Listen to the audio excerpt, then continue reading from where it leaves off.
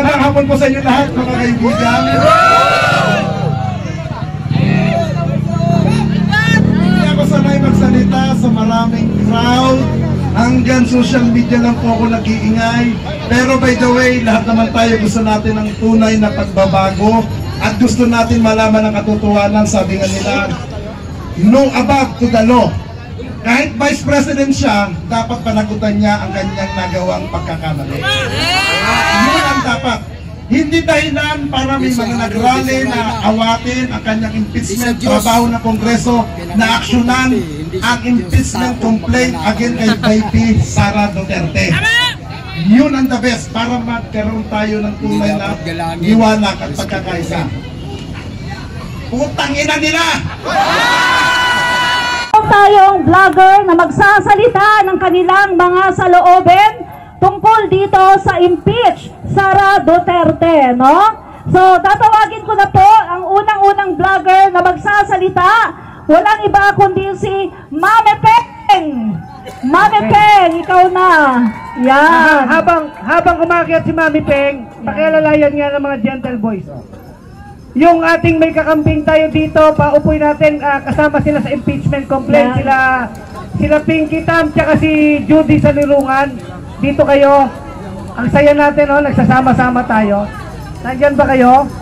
Okay. O, Mami, okay, na po. So, ayun po, magandang, tanghali, hapon. Magandang hapon po sa inyong lahat. Actually, no, nagpauna na ako kasi ganito lang yan. Sabi nila, ito, kasi mga vloggers kami, di ba? Sabi nila, lalangawin yung rally nyo, hindi katulad sa rally nung nakaraan.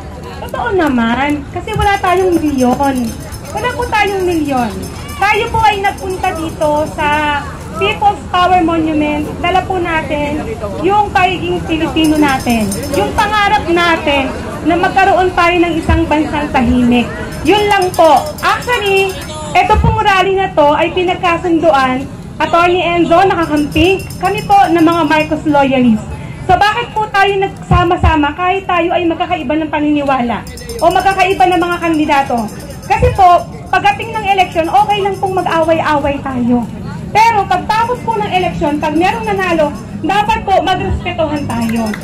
Dapat po magmahalan tayo. Kasi ang Pilipinas ay ipagtatanggol ng mga Pilipino. Sino po yung Pilipino? Tayo! Hindi lang yung loyalist, hindi lang yung kakamping, hindi lang yung dilaw, hindi lang yung DDS, tayong lahat. Kung tayo po ay magwawatak-watak, paano man ang bayan natin? Kung tayo po ay mag-aaway-away, paano nga yung bayan natin? Okay lang, banatan natin yung mali sa gobyerno, okay lang yan, karapatan natin yan eh. Pero sana, pag wala namang mali, yung kapayapaan, yung pagkaloob naman natin. Kasi tayo lahat ang nagugulo eh. So bakit po ako, no? Sabi nila, loyalist ka tapos hindi ka sumusunod kay PBBM. Ang sabi po ni PBBM, hindi po siya sang-ayon, opinion niya sa impeachment, pero siya po yun. Hindi po tayo, opinion po ni PBBM yun eh. Ang opinion ko para sa kapayapaan, kailangan na po natin ma-impeach si Sara. Bakit? Hanggat si PBBM ang presidente, hanggat si Sara ang pangalawang pangulo, hindi po tatahimik ang mundo ng Pilipinas. Bakit? Kasi mayroong isang grupo na gustong maging presidente instant. Ang instant po ay cup noodles at kape lang. Hindi po ang presidente. So kung ayaw po nilang galangin ang termino ni PBBM, palayasin na natin. Eto. Okay, hindi dahil, sabi niya naman, kasi loyalist ka kaya panati ko ka ni Bongbong. Hindi po dahil doon, pero nakita niyo naman, sumagot ba si PBBM sa kanila? Wala pong nag-aaway na presidente at pangalawang pangulo. Wala. May inaaway. Wala pong nagpapatayan katulad ng sabi ng angkor nung Net25. Wala pong nagpapatayan. May gustong pumatay. Hindi po nagpapatayan. Si PBBM never nagsalita ng masama laban sa kanino man. Kahit sinong kalaban, never mong marinig na nagsalita ng masama yan. So paano natin makukuha ang kapayapaan? Tanggalin natin yung magulo. Hindi natin kukusintihin yung magulo. Parang ano yan basket of kamatis. Kung yung kamatis may isang bulok, anong gagawin mo? Tatanggalin mo kasi mahahawa lahat. Mahahawa lahat. So karapatan natin, kung ano man ang ating pinaglalaban, konti hindi tayo tama. Meron ba itong nag-donate ng milyon? Ang alam ko, ang nag-ambag-ambag mga vlogger Oo. Ang alam ko, ang nagbigay-bigay nung huli pa nga, wala. At sabihin mo malapit na yung rally, ang pondo, 500 piso. Santissima Trinidad. Walang mag-volunteer hanggang sa nung naglip ako ng GC, nagbigay na yung mga vlogger. Nagkaroon ng pondo. Walang pambayad ng stage. Walang pambayad ng stage. Kasi bakit? Kasi yung rally natin, organic. Walang pinilit. Walang hinakot. Wala nga tayong mapakain sa mga tao So, nandito po tayong lahat, naging proud tayo kahit hindi tayo kasing rami nung nakaraan. Nandito tayo kasi ang pinaglalaban natin yung ating bayan. May pera o wala, tayo ay Pilipino, hindi lang po sa salita, maging sa gawa. So, marami pong salamat sa inyong lahat. Yan, maraming salamat, Mami Peng. May sasabihin ka? Nandyan na si Takeru. Yung mga vlogger, line up Yan. tayo, Takeru ha. Dami mong fans. So, dagdagan lang natin ng konti yung sabi ni Mami Peng, no? Tama naman yun, di ba, QLEX? Dapat na talagang tanggalin ang Vice Presidente. Ikaw, ano sabi mo? Alam nyo, wala naman, sabi ko nga, Admin Rich, mga kababayan, hindi naman to matter of politics Matter of right and wrong. Ano yung tama sa mali? Kapag may naririnig kang opisyal ng gobyerno, nagbabanta, napapatay ng tao in public, anong tawag doon? O di kriminal, di ba? We can agree to disagree. Iba-iba ang ating politike. O di ba? Nagtatalo-talo tayo sa mga issue. Okay lang yan. Pero wag naman tayong magbantaan na papatayin kita. Oo, tama. No? Di ba?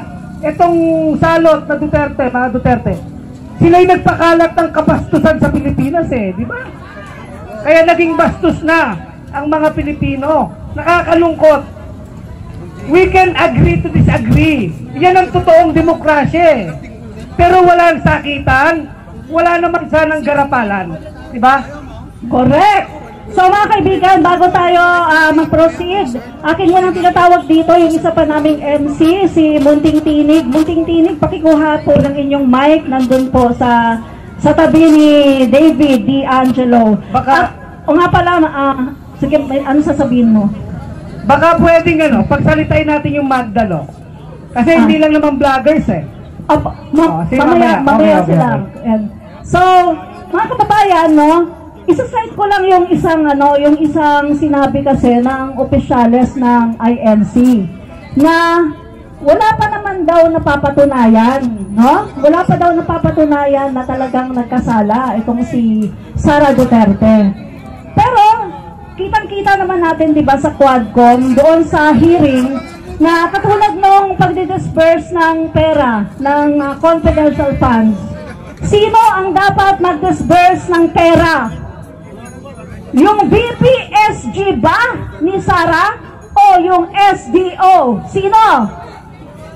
Malinaw. So doon pa lang mali na ang ginawa ni Sara. Marami pang pagkakamali pero hindi ko na i-discuss dito kasi andito ang ating mga vloggers na magdi-discuss ng lahat ng yan. Mga kababayan, pakilala ko muna si Munting Tinig. Munting Tinig, magpakilala ka muna. Ayan. Hello mga guys. Okay, so magandang araw po sa inyong lahat. Ako po si Munting Tinig from Sultan Kudarat Province, from Mindanao. Isa po ako sa nakikisa bawat rally na ginagawa po natin dito sa Metro Manila. So, panahon na po upang iparinig natin yung ating mga Munting Tinig. Okay, para po malaman ng taong bayan na tayo po ay hindi takot na ipaalam na dapat ang mali ay mali at ang tama ay tama. Sa panahon ngayon, ang pinag-uusapan po natin ay impeachment. Marami pa po tayong maririnig ng mga magagandang mensahe na makapa-inspire at makapagpaalap ng ating damdamin laban sa Vice President na walang pakundangang niloloko ang taong bayan. Walang pakundangang tinatraidor ang Pilipinas dahil meron tayong Vice President na purusay nga at naglustay ng pera ng taong bayan na nabobo para sagutin kung paano minaldas at ginastos ang pondong ipinagkatiwala ng sambayanang Pilipino. So huwag tayong matakot. So abangan po natin, Admin Rich and Checolex, yung mga magagandang mga mensahe. Nakakapulutan natin ang aral na huwag po tayong matakot despite of intimidation. So laban po tayo para ipahayag sa taong bayan, sa mga politiko na panahon na para pag-usapan ng impeachment dahil ito po ang nararapat. Ito po ang nararapat tindigan ng sambayanang Pilipino kay anuman ang estado natin sa buhay. Mabuhay ang mga vloggers, ang organizers ng impeachment rally dahil tumindig tayo sa tama lamang. At sa mga media na nagka-cover, maraming salamat dahil sa inyo marinig po ang boses ng sambayanang Pilipino laban sa walang kwenta at Ratanela na Vice President.